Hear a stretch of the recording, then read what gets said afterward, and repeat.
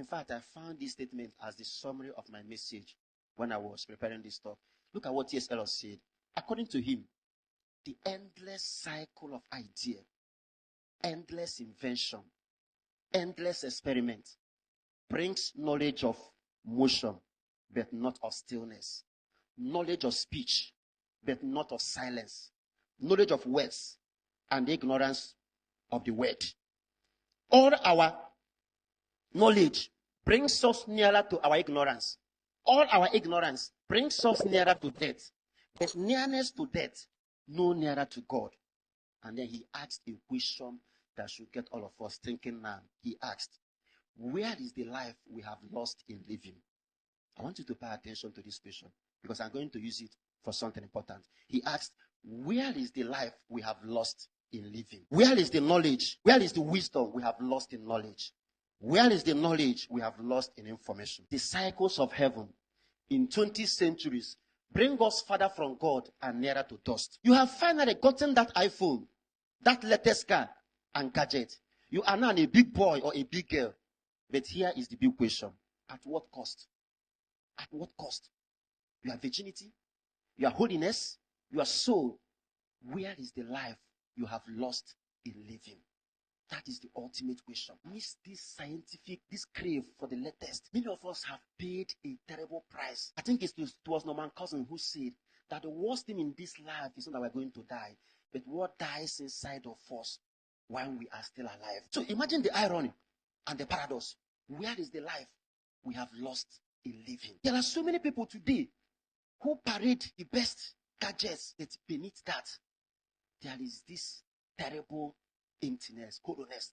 There is this death that has taken over their life. You see, whenever we mention things about sticking to the authentic moral teachings and values, many people tend to dismiss it as primitive, as being out of touch with reality. Take, for instance, if you meet a young girl today and then cautions her about maybe sexual waywardness, calls her attention about hookup and name it, they will look at you as if you are wearing the back of your clothes.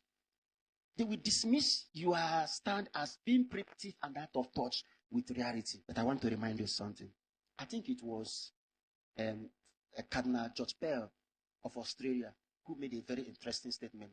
Cardinal George Pell of Australia said, the validity of Christian teaching on sexuality and marriage is demonstrated in the wounds and pains of those who don't practice it.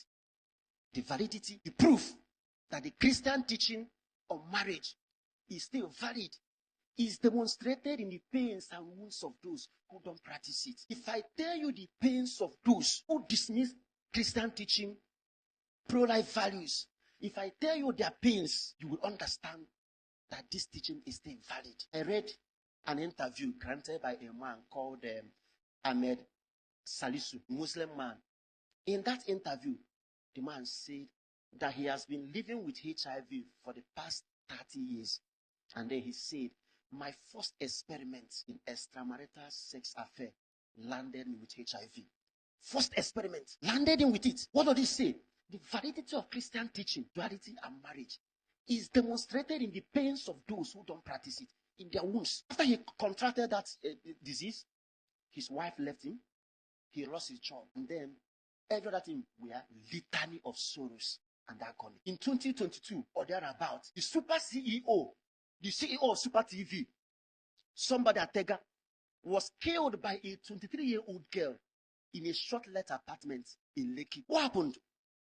This man left his wife to have a romance affair with this 23-year-old undergraduate student of Lagos State University. And this girl ended the life of a 50-something-year-old man, transferred about 5 million naira from the man's account to her account. Now, you may dismiss Christian teaching on sexuality and marriage as primitive and out of touch with reality.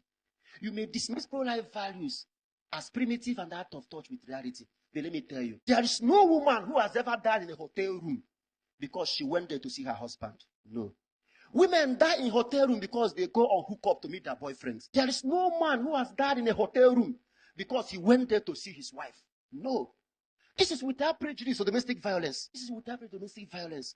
But for us to know that we are safer when we follow the teachings of the church, when we follow pro-life values. Today, there are so many things that are trending. There was a day I discussed with a priest friend about the moral challenges posed by IVF. And some other person came to my space and was like, this beautiful solution God has given to infertile couple that the church is trying to fight against. What did we do to the church? Why this? It may sound trendy that science has come to solve this thing, but nobody has ever bothered to ask the carnage of embryos that go with every single successful IVF. Go and read about the number of embryos that are wasted in every single successful IVF. Time is coming when a woman who will have issue with her child will tell her, no longer I carry an animal in my womb, but I paid 2 million naira to get you in the lab. Time is coming because science is changing the narrative. Yeah, science is changing the narrative. So we are beginning to see a disconnect between humanity and science. Everything is now up for grab. Everything is now. So it's as if the question today is this: if it is possible, if it is doable, if it is scientifically possible, let's do it. To hell with morality. Discuss that with the cause and bets. Once it is possible, let's do it. No, we are almost destroying the essence of our humanity.